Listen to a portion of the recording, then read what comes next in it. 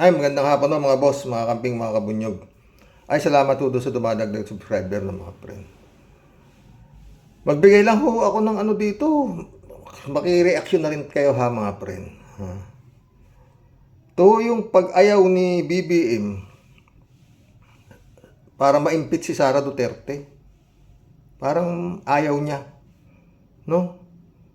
Alamin natin kung bakit. At mamaya magbigay ho tayo ng konting reaction kay His Excellency. Good morning. Good morning. Sir, there was a text message circulating on social media yesterday saying that Vice President Sara Duterte's larger scheme of things is unimportant, so don't file an impeachment complaint. Sabi galing daw po sa inyo yun. Can you confirm that, sir? Was there an effort on your part? Well, well, it was actually private communication, but na-leak na, yes. Private conversation pala yun, yung pag bibigyan niya ng message do sa ano na wag nang file ng impeachment si Sara Duterte. Lihim. Kung mo nag-leak na, yes, inamin na niya. Tuloy natin kung bakit. Because that's really my opinion. This okay. is not important. This is Opinion niya pala yun at hindi importante para sa kanya kung ipa-impeach si Sara. Tuloy. not make any difference to even one single Filipino life. So why waste time on this?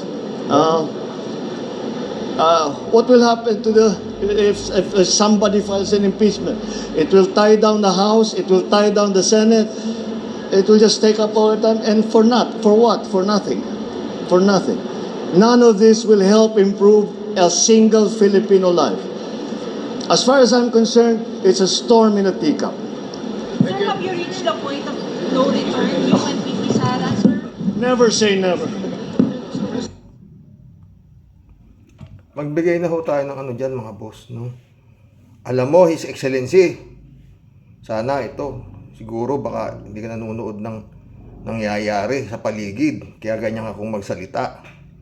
Hanggang ngayon, ilang araw na, ilang beses ka nang halos isinusuka ng Duterte. At gusto ka nang mag-resign, ma-impeach, ikaw, hindi impeach, resign, mag-resign ka na. At ikaw ay incompetent. Lahat ng klaseng pambabalahura sa'yo, binato na sa'yo. Ikaw ay addict. Ikaw ay pupugutan ka na ng ulo. Sabi ni Sara Duterte. At itong huli nga, may kinausap na mga tao, hindi yan isang tao, grupo yung kinausap ni Duterte. No joke, sabi ni Sara, na ikaw at asawa mo ay ipinapapatay.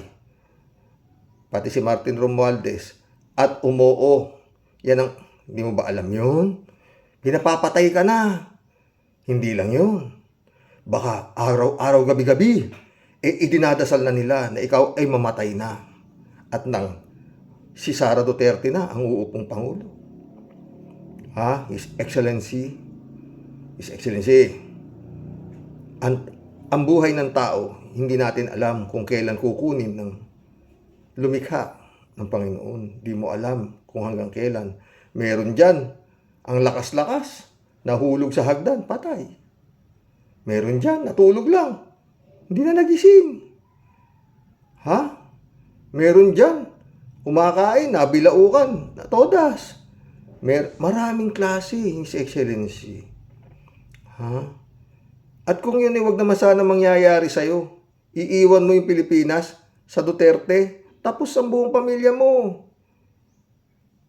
Tapos kayo. Ikaw kung wag namang pahintulot nga ng Diyos, yung hangganan ng buhay mo, hindi mo nga alam paano yung maiiwan mo?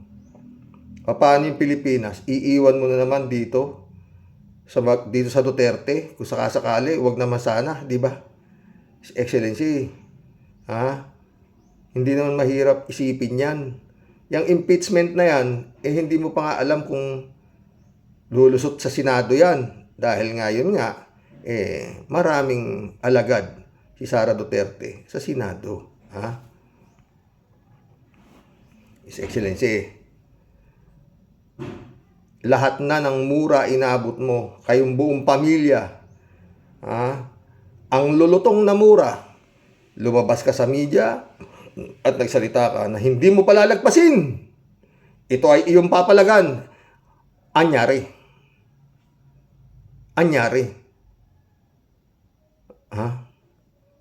Inaawat mo pa yata na ma-impeach yung Sara Duterte. Kung hindi mo mahal yung pamilya mo, paano naman itong mga maiiwan na yan ang magiging presidente? Instant yan, Instant. Hindi na nga nila alam kung paano ka mawawala, Andyan na yung kumontak na ng papatay sa inyong pamilya. Bukod pa yung dinadasal niya, malay mo, baka malakas si Kibuloy. Kay Kibuloy, appointed sa si Kibuloy, di ba?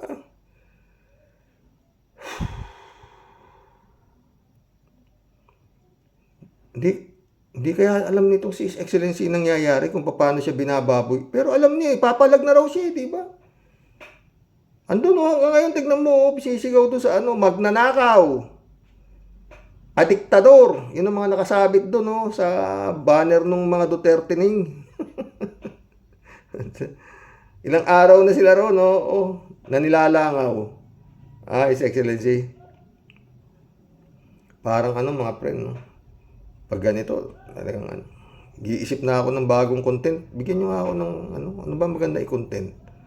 Mahirap kasi yung Pugong Biyahero, aakit ka sa mga bundok, maghahanap ka doon ng mga walang makain. At aarte ka, na awang-awa ka sa kanila. Hindi ko kasi kaya Pero, effective marami siya. Milyon na yata subscriber nun. Diba? Kawawa naman kayo. Ito ang pagkain. Ito pera. Ang daming tumutulong. Alam niyo mga kababayan natin na mga nakakaluwag madali hong mabagbag ang kanilang damdamin. Hindi nila alam. Kung ano yung nakikita pagtulong sa social media, pinakikita rito na sila yung mabuting tao. Lahat po yan, pelikula. Paulit-ulit, pelikula. Pero effective, Napaka-epektibo. Napaka-epektibo sa malalambot ang puso ng mga na nakakariwa-riwasa. Papadala tulong doon kay Pugong Biyahero, itutulong doon sa Ewan ko. At yan, nagkiklik naman yung mga TikTok ni Sara Duterte na matulungin siya, na mahal ang Diyos Mariosep. Ewan. Bahala na si Lord, di ba mga friend? Alam niyo kung hindi si His Excellency ang nagsalita niyan, iisipin ko, binayaran to para magsalita siya ng ganun na walang halaga yung wala raw maidudulot na buti. Yung ba sabi? Kung magkakaganon ganito, sabi niya. Para ma-impeach yan, isipin mo nga ang nagawa niya, Hindi pa ba dapat ma-impeach yan? Hindi may paliwaliwanag yung mga daming ninakaw na pera na hanggang ngayon tinatalakay pa sa Quadcom. His Excellency, binalahura na ng pamilya niya yung Senado, Kongreso. Ngayon, NBI naman. NBI. Nag-abang, nag-abang yung mga tao sa NBI. Bukas kayo. Namuti mata ng mga taga-NBI. Pinanood ko talagang, may advance party pa. Talagang akala mo dadating. Biglang mamaya, hindi ka. At, ayon doon sa kay Santiago, bigyan pa natin ng isang pagkakataon kasi sa A11 na naman.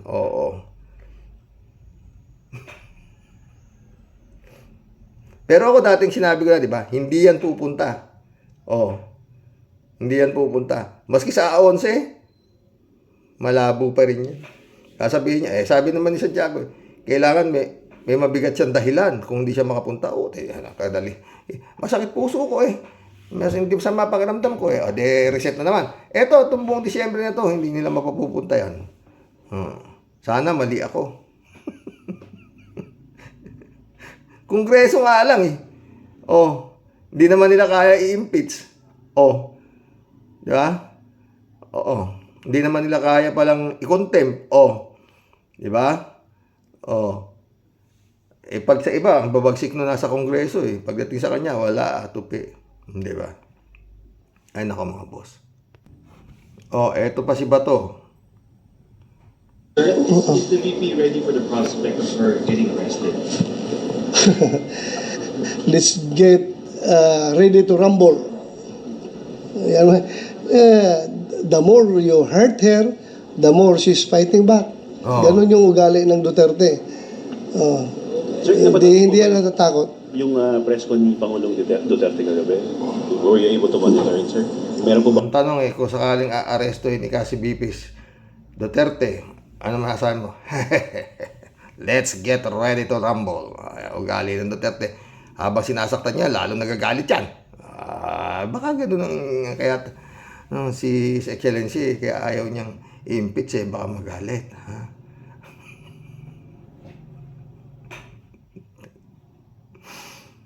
Buong mundo na to, mga boss, no?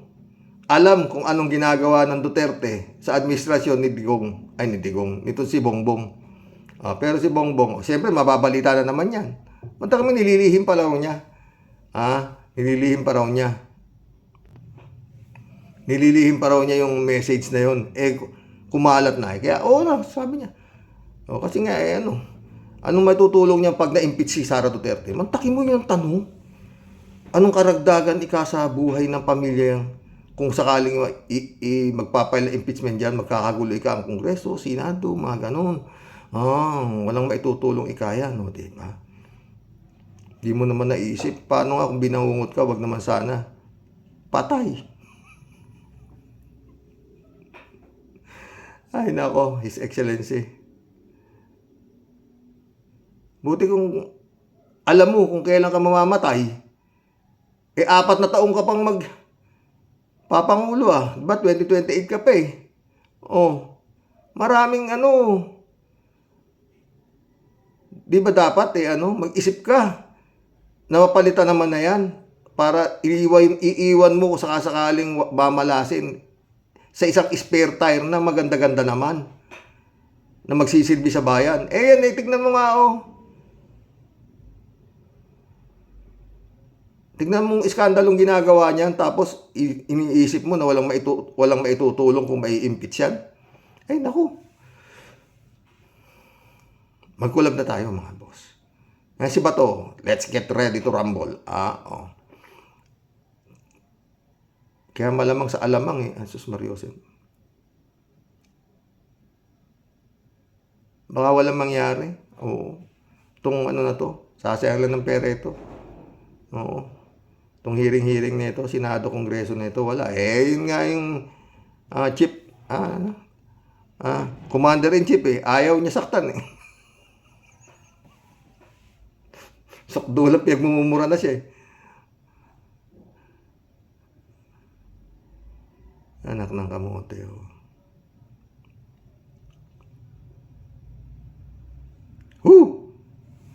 Kulam na tayo. Tingnan mo si His Excellency, si Magsaysay. Nag-crash, patay. Si Jesse Robredo, sumalangit nawa. Di ba? Nag-crash din, patay. Wag naman mo sanang abutin yan. Abuti nga sana kung maganda yung pag-iiwanan mo sa bansang Pilipinas. Gaya na sinasabi ni Ka-Percy. Dito na tayo kay Bongbong kaysa dyan mabalik ka sa Duterte. Di ba? Sabi ni Idol Christian Isguera, it's a choice between bad and evil. Hindi natin alam. Sino ba alam niyo sa evil? Di ba? Sino ba ang nangangarap na maging presidente ng impyerno? Mga boss. His Excellency, isip-isip din, maski konti naman, wag naman masyadong maryalim. Hindi naman kailangan napakaraming utak niyan. Sa totoo lang. Ang dami nang nag-aano na ma-impeach yan. Ikaw naman ayaw mo. Dahil para sa iyo walang mangyayari, walang maidadagdag walang maitutulong sa buhay ng Pilipino. Bakit? Makakuha ka ng magandang kapalit niyan. Ang laking tulong sa buhay ng Pilipino. Bakit, His Excellency? Maganda pa ba sa'yo ang tingin mo dyan sa Vice President mo?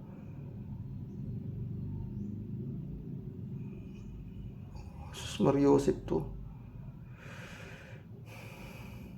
Buti na lang, uminom ako ng pang high blood eh. Tsaka bawang. Oo, mga boss. Kalain mo yun ang naisip niya, no? Ano, wala naman daw ikang may tutulong sa ano kung may impeach yan at magiging magulo lang, ganun ganito.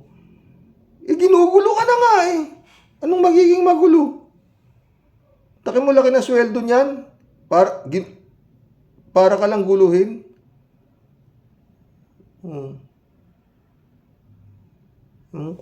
Kulam na tayo. Katulo. Ay, nako Lord.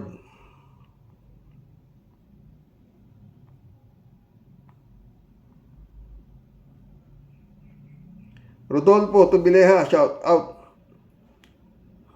Uno Prijara, shout out my friend. Siyempre may araw na toka. Siyempre may araw na toka ni Kibuloy. Maglinis na CR. Miss na niya ang kanyang mga night duty. Siya naman ang mag-night duty. Sabog ang bahay tae niya. Hindi ano pre. Wala ka. Maray siya kwarte. Sa ngayon. Oo. Diba? Yan eh. Baka ano, His Excellency, baka naman pinoproteksyon ano pa si Kibuloy. Raul Stengor Jr., shout out. Paano si Roque kung ibang tao yung pumatay sa kanya? Sa dami ng atraso nila, ibig sabihin igaganti nila kay BBM. Yun mismo. Yun ang mangyayari. Ang problema, Raul, paano ko si BBM ang napatay? Dahil doon sa utos ni Sara. Hindi mo siya pwedeng pagbintangan. Bakit? Buhay pa siya eh. Kasi ang utos ko pag namatay ako, patayin niyo siya. Hindi naman ako patay. Ewan ko sino pumatay diyan. Di ba ganon? Utik yan. Pero pag si Sara, may nangyari. Si BBM may makasalanan. One way, no? Wala ka pa napanalo, His Excellency, sa mga binibitawan salita na itong ayaw mong ipa-impeach. Natatawa ako talaga. Arnold pa si Diego, shout out. Magandang gabi sa Rox at sa lahat ng Karaoke Warriors. Magandang gabi. Raul ulit baliw na talaga si BP. Dapat talaga tanggalin na yan kaagad. Ayaw ni His Excellency, Raul. Oo. Librado Ludovico, shout out. Good morning, Karaoke to all warriors watching from Edmonton, Alberta, Canada. God bless po. Stay safe and healthy. Kibaliw. Ngayon mo gamitin ang iyong pagka-son of God, kunupwe. Michael Edwin, shout out, my friend. Taga rin yan. Taga Ontario yan Librado. Tsaka si Ruan Jelly, Joral Jelly. Nandyan sila sa Canada din yan Mga anak-anakan ko yan Joey Kiano, shout out. Kaya sa ICC, pakibilisan na. Iniisip ng mga Pilipino. Inip na ang mga Pilipino. Nako, Joe. Baka hindi pa papasukin ni Marcos yan kasi ay! Mukhang malabo pa sa Mukhang lumalabo mga boss. Pag ganito to si His Excellency, mukhang lumalabo pag-asa ng mga Hala. Nagtatawag na yung tatay ni Sara na itong mga militar bumitaw na sa'yo.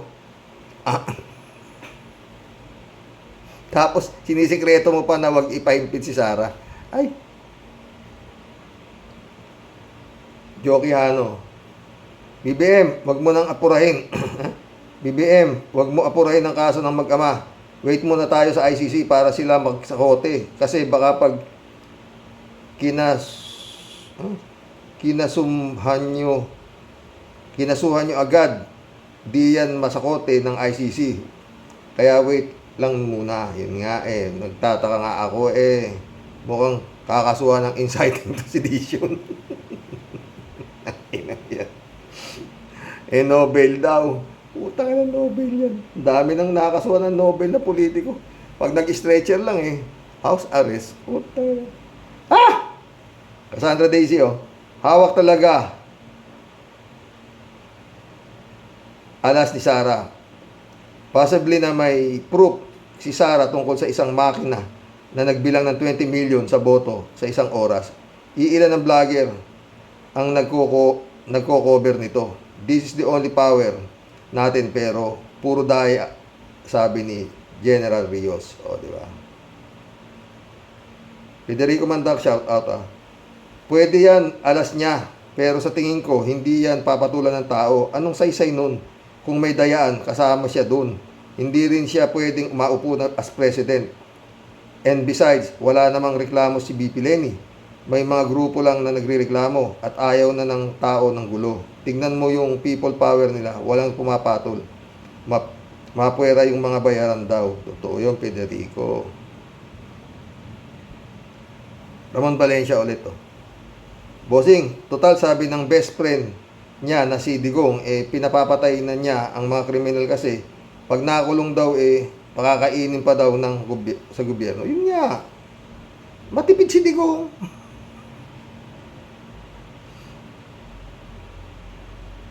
Cassandra Daisy, oh. 2 dynasties na sila-sila lang ang pwedeng manalo sa eleksyon. Hindi pa rin natuto ang mga tunay na matitinong Pilipino na dapat manual counting at hindi makina. Baka diretso lahat kayo sa inidoro tulad ng 2019. Malayo yan. Si Kibuloy lamang pa, manalo pa yan. Kalayan mo, hindi pala didisqualify ng Comelec yan. Okay na yan. Ramon Valencia, oh. Bossing, itong si Gongdi, nag-iba na naman ang sinasabi kesyo addict na naman daw si BBM. Binawi itong sinabi niya na hindi addict si BBM. Siguro nakashot na naman. Talagang gusto niya kasuhan siya rito eh. Para house arrest, diba? Ramon Valencia ulit oh. Bossing, kamusta na lahat ng mga ka-warriors at pamilya mo? God bless us always. God bless, Ramon Valencia. Kalat ni Baya, shout out. Federico Mandak, sabi niya. Karox, napanood mo ba yung balita sa 24 oras? Ayon kay Ombudsman, hindi raw pwedeng kasuhan o suspindihin ng Ombudsman si BP Sara. At ayon sa balita, may power daw ang Ombudsman to take over nila anumang investigasyon kahit saang sangay ng gobyerno.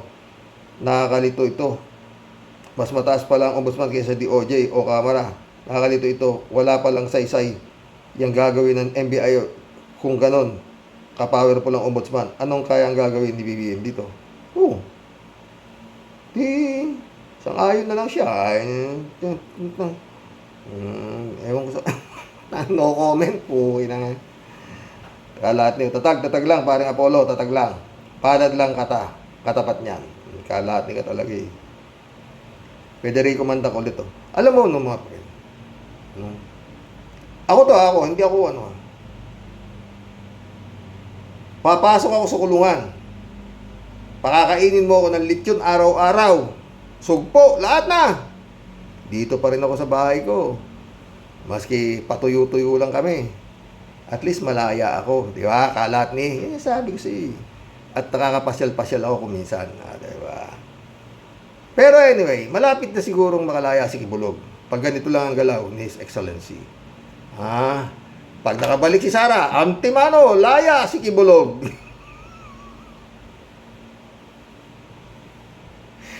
Putang ina yan. Ewan. Sa dami ng pera ni Kibuloy, baka papaganahin nila ang pera nito para maging hari sa selda. Kaya mabubuhay hari siya sa loob. Maski na Federico yung nasabi ko at least andun pa rin siya sa kulungan. Diba? Mary Grace Santos, shout out. Nakakaloko na nga po ang nangyayari sa bayan natin. God bless Philippines. Totoo yan, Mary Grace Santos. Ruben Dolor, shout out. Dapat lang bigyan ng maraming KYC Gibbs. KYC Gibbs. No special treatment to BP Sara. Fair is fair. Wala eh. Paanong no special treatment to BP Sara? Yan na nga, oh. Ang taki mo, yung MBI, ala mo talaga, ganito. Dadating si BP Sara, biglang, hindi dadating. Ang gina. Buhay. Wala. Chupista Bunaaw, shout out. Good evening po, kuya. At samahan mo po sa buhay at sa mga kawarriors. Ano, Kibs? Nasaan ang kapangyarihan mo? Grabing sarap ng malasap mo noong ngayon. Magdusa ka. Salamat po, God. At unti-unti na nagkakaroon ng hustisya ang mga nabiktima ng baliw na yan. Pag ganito ng ganito, dasal ng dasal dyan. Ha? Matay na sana si Marcos at na makalaya na ako. Taki-taki yan. Whiskey, shout out. Magiging mayores siya si Demonyo sa Bilibid. Unified na ang mayores doon. Pag ganon, halo sa Spokwa, Bahala, BCJ, Bisaya et al. Di ba? Totoo. Nagbaon na ng pumada yan. Hindi biscuit. Di maano yan dyan. Salita ng tulog dyan ba? Yung tulog higa. Yung iba tayo. O, di ba?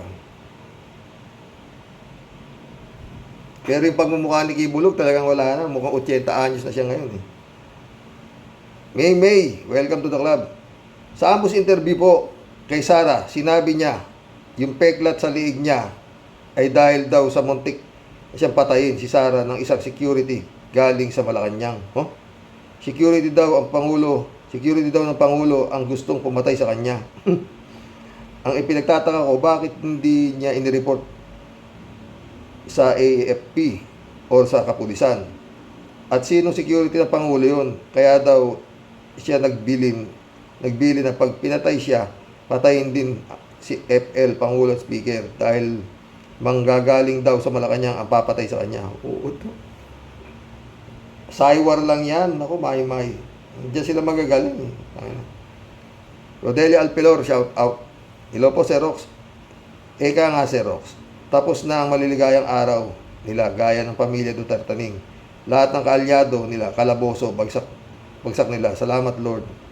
Kaya, sir, salamat din sa pagbibigay niyo ng time upang mabasa ang mga message niyo. Ingat po tayong lahat and God bless po. God bless, Rodelia Alpilor. Friend Shervin Sapeda, shout out. Christian Sen, July 7 Alcantara, shout out sa inyo mga friend, ha. Friend Dolor Garcia, friend Amy Bingson, shout out din sa inyo. Busy siguro si friend Shervin. Anita Japon, shout out. Good evening po, Sir Roque and loving family at sa aming mga sumusubaybay sa masaya mo pong programa. God bless po. God bless, Anita. Anita ulit, Ikulong si Digong nyo sa ICC, not in our country. Yun nga eh. Pero sa ginagawa nito, sasampahan ng may sasampang kaso.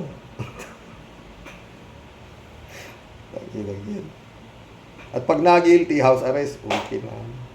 Anita Japon ulit, Ang kasamaan hindi mananaig sa kabutihan.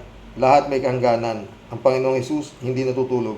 Kaya ganyan ang naging karma kay Kibulok. Totoo yun. Anita ulit, Sir Roque, nahuli na yung kausap ni Siraulo, Sara Dutay, na tao umamin na kinausap siya nga, kaya oo ang sagot daw.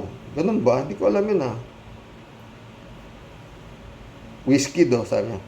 Kala ni Demonyo, hawak niya militar dahil sa bonus na binigay niya sa mga ito. Yun nga, alam niya. Anita ulit, good night po, Sir Roque, and to your loving family. Stay safe, keep healthy, and God always po tayong lahat, more and always. God bless, Anita. Alberto Olaer, shout out. Karoke, pagpaparausan ka na ng Diyos, Karoke, pagparusahan ka na ng Diyos, gagawin ka munang baliw sa lahat ng nagpapanggap na appointed son of God. Si Kibuloy ang kukunin at iuhulog sa kumukulong asupre sa impyerno, Karoke. Totoo yan. Raul Villanada, greetings, Querox, at sa inyong may bahay. God bless always. God bless, Raul. Raul ulit, Ngayon, Kibulok, makakataim ka na ng kapirasong impyerno sa City Jail. Tamantakin mo, naka-aircon ka, sarap buhay mo, puta. At paglabas mo ng kaharian ni Digong, magagandang bulaklak, mababango. Tapos ngayon, puta, 35 kayo sa isang selda. Bulog. Pero sa dami ng pera mo, dapat parating pa-sprayan mo ng insecticide at saka pabango yung mga mga kakosa mo sa oblo. Edmundo Cheng, shout out. Parang mga bagong palabas lang ng mga Marcos at Duterte ang mga drama. Naaway kuno total sinabi ni Sara Lustay na huhukayin niya ang tatay mo at itatapon sa West Philippine Sea. Di dapat papasukin na ang ICC para makakulong na ang tatay mo.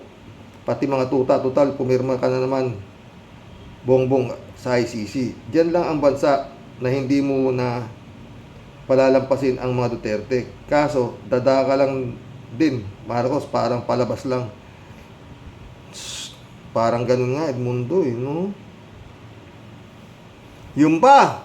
Mantakin mo yun, lahat na huhukayin yung tatay mo, tatapon sa West Philippine Sea. Tapos, magme-message ka pa, palihim pa na. Huwag nyo nang i-impeach si Sara, puto. Roll Villanada, Kaya sinasabi ng asawa nito sa kanya, abogada, si First Lady. Ano kaya sinasabi ng mga anak nito sa kanya? No, nagigigil na yung mga anak niya. Siya, ganyan pa, Ano boys? Excellency.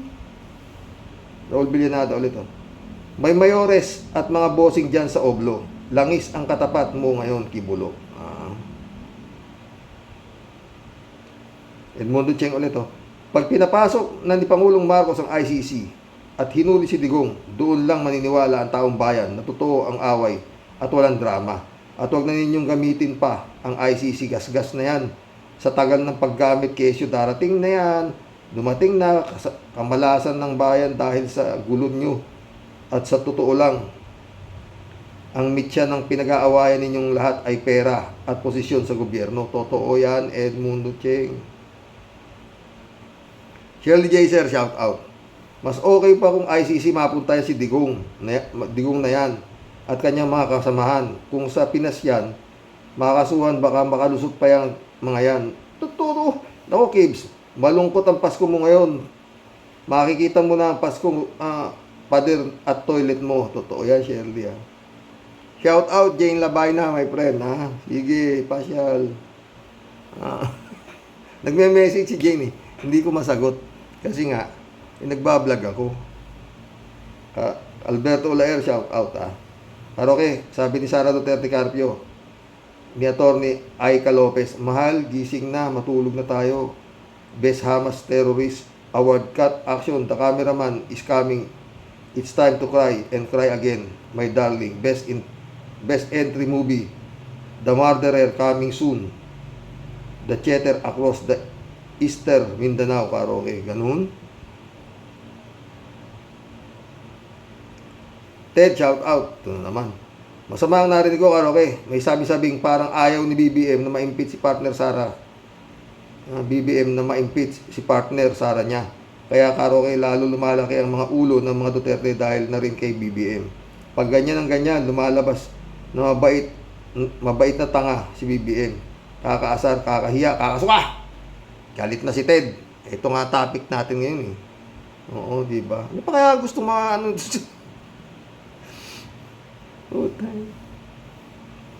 Sinabi na nga, sabi Sara, wala na. Point of no return na tayo. Hindi na ako babalik sa'yo. Wala nang kiss-kiss ngayon. Kada alis si Excellency, bago siya aalis papunta ibang bansa, kiss-kiss. Ukina ng buhay to. Ano ba? Salvador Centeno, shout out. Mabagal pero nagdadagdagan ang mga subscriber mo. Iniendorso ko ang channel mo sa mga kakilala ko. Keep it up. Salamat, Salvador Centeno. Edmundo Cheng, shout out. Sa totoo lang, pre, walang kakapanalo yung mga aktres at aktor natin sa pinilikula kung iahambing mo sa Best Oscar Award ng mga politiko na sagad sa mga palabas at drama na parang teleserye na puro umpisa lang na walang katapusan at walang nasisintensyahan. Maliwanag na pinaiikot lang ang taong bayan. Nakakahiya na sa buong mundo ang pinag-aawayan ay pwesto sa gobyerno, pera, malinaw. Totoo. Totoo kahit mundo. Taki mo ang tagal na nag-iisip ng impeachment, biglang eto ka. Magbibigay ka ng text message, palihim pa. Na wag na.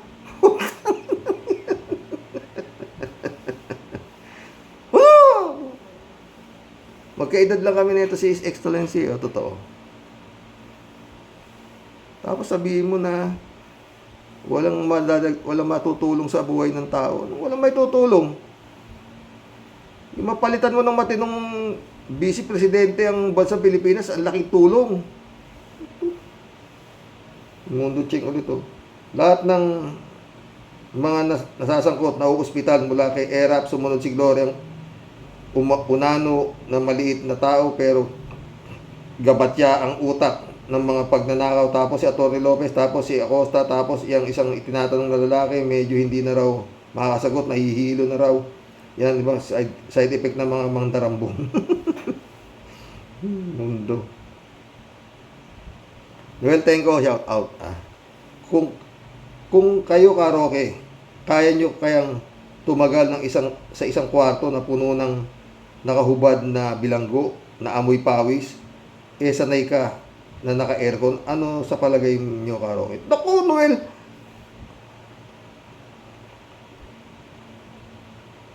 Hindi ko kaya yan. Totoo lang. Hindi ko kaya yan. Kaya ako, no? Kung ako ay naging masamang tao, hindi ako mahuhuli ng buhay. Tuloy-tuloy na yan. Kasi yan ay hindi ko pinangarap yung mapreso. Kaya hindi ako naging masamang tao. Yun. Uy, yung Neri Naig, mga pre, kilala yung Neri Naig? Yung asawa nung parokya ni Edgar. Syndicated staffer raw. Ewan kung makakalusot nakakulong ngayon. Gandang babae yun kilala niyo yun. Tabi ko sa tuloy natin to, pero syndicated staffer. Pero matibay si Luis Manzano, hindi nakulong. Manuel Naku, shout out. Sana nagbaon si Kibulok ng baby oil at efficacent oil para pag ni-rape siya raw sa preso.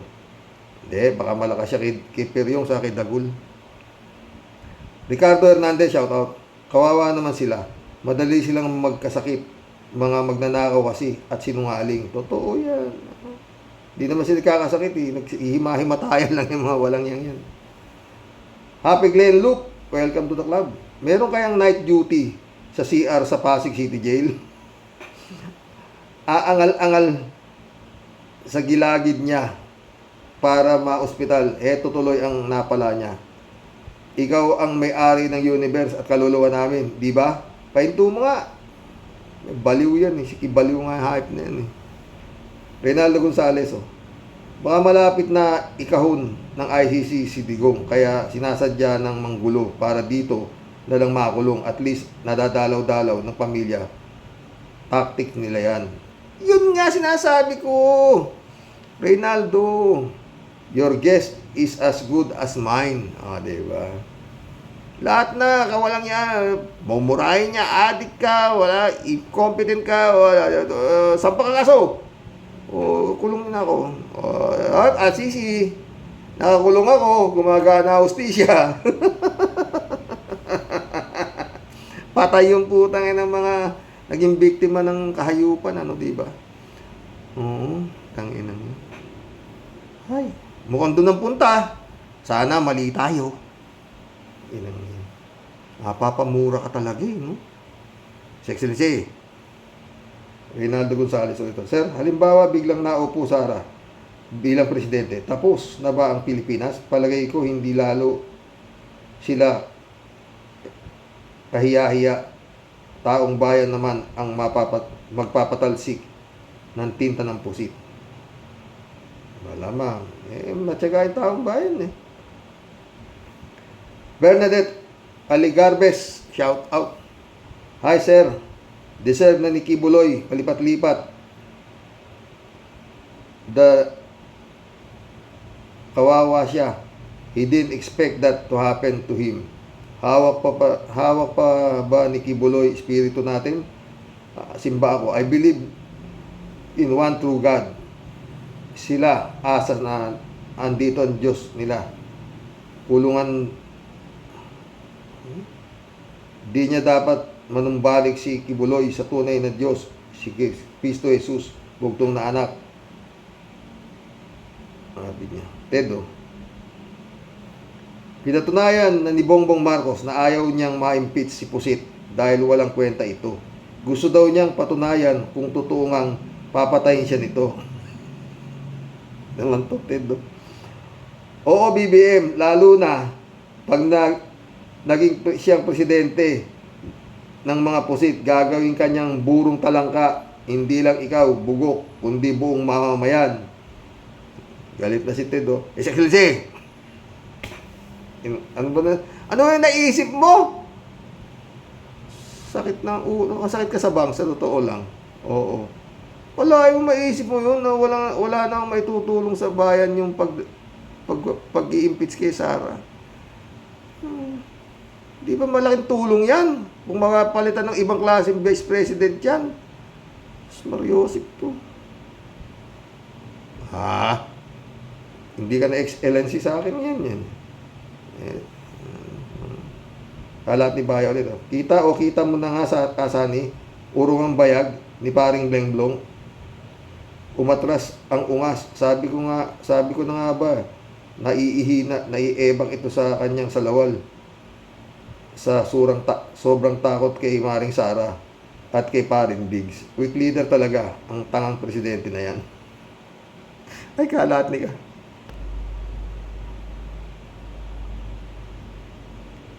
Yung ombudsman, oh.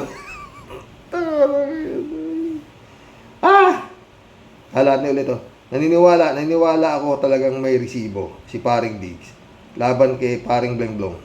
Kaya urong na urong ang bayan nito. Puro lang walwal, takot naman pala. Yun nga. Mission accomplished, mga boss. Oo. Brother Elias Isyo, shout out. Boyong Kong Balong, Okinawa, Japan. Matagal na tayo hindi nagkikwentuhan, ha. Busy ka dyan sa Hong Kong, ha.